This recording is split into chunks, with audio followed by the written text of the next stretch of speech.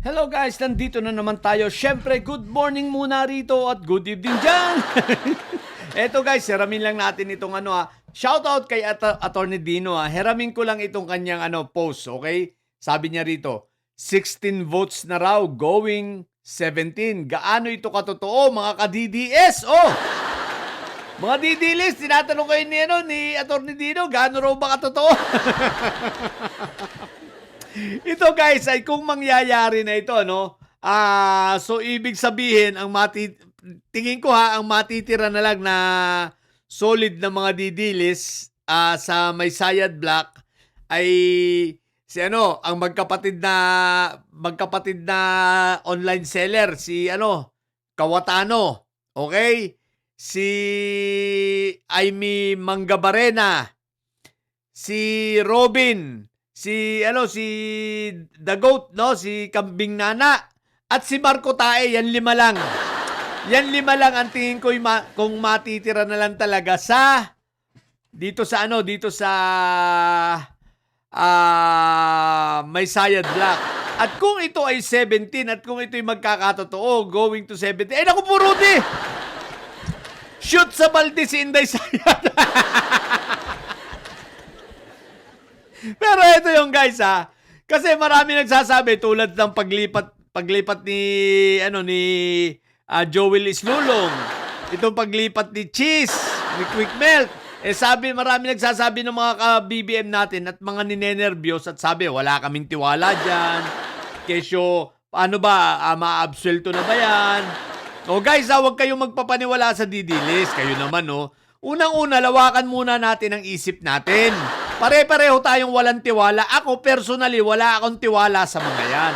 Kaya lang, ang tinitingnan ko muna rito, kaayusan ng Senado at impeachment trial ni Sayad. Ano ang ibig ko sabihin? Okay. Guys, hindi itong mga ito absuelto. Ngunit sa kasalukuyang sitwasyon, kinakailangan nating ma-establish na ang presidente ng Senado. Kaya kinakailangan ng 13 boboto.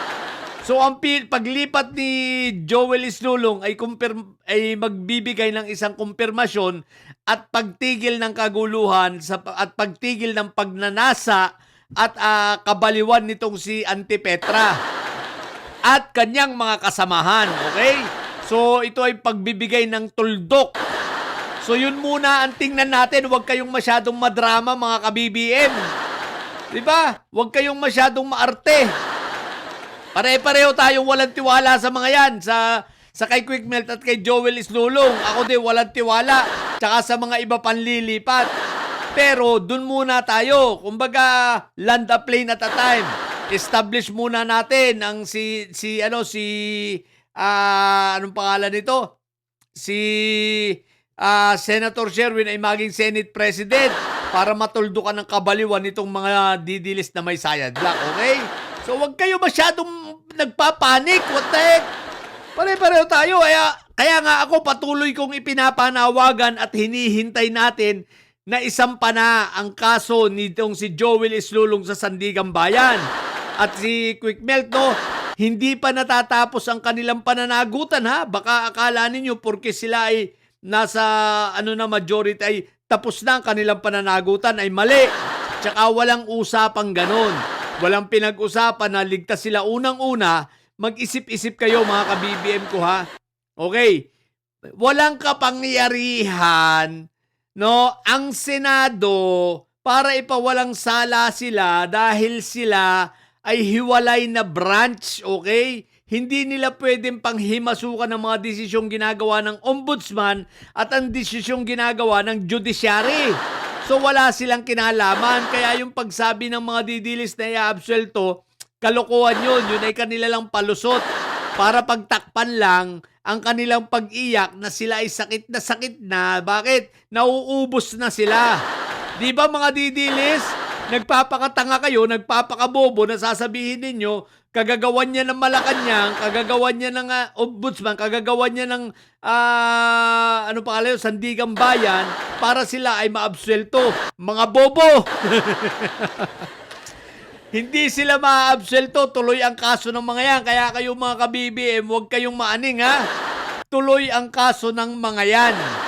Pero ang nagpapasaya sa atin, at least itong mga ito, alam nila yung haharapin nila. Kung natatandaan ninyo, sinabi ko na sa inyo noon pa, last December pa, nababaliktad talaga itong mga ito dahil nga ang pag-asa na lang nila ay yung susunod na administrasyon pero hindi si Inday Sayad.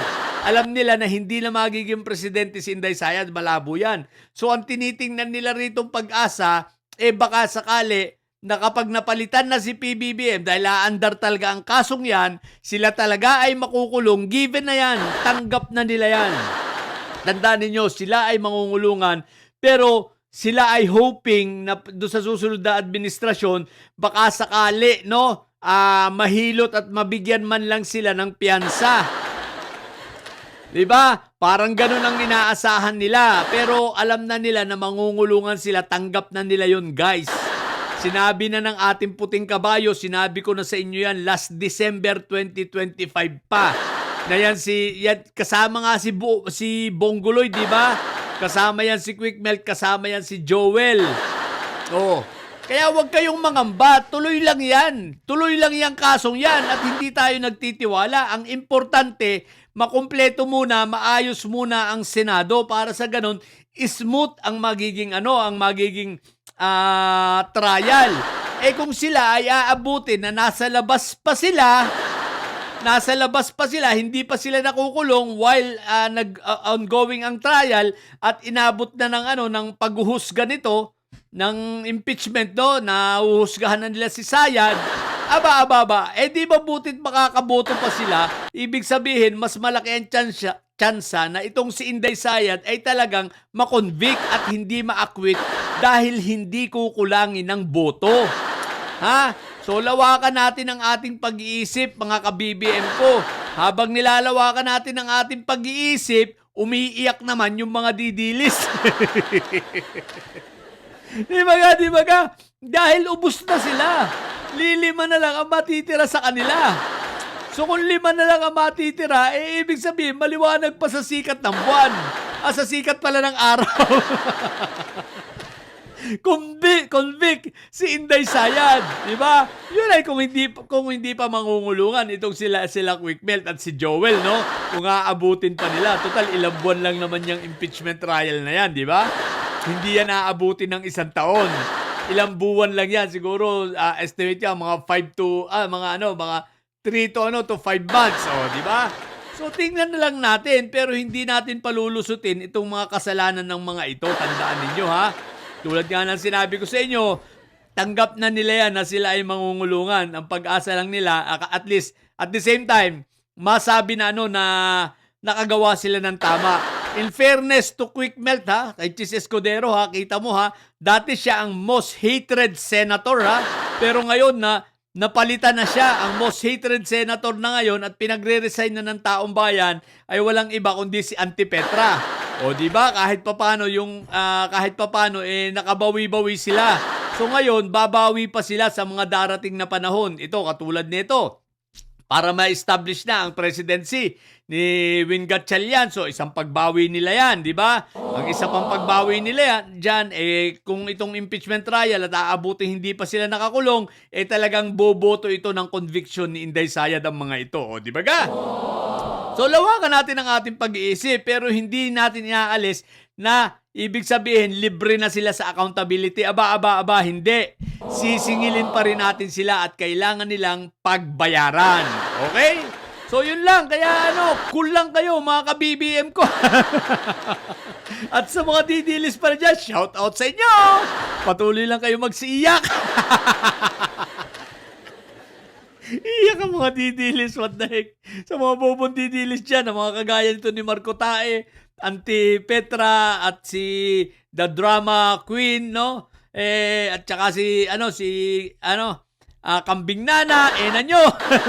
Natili kayo mga bobot may side, sapagkat ang may side, laging high blood. Bye!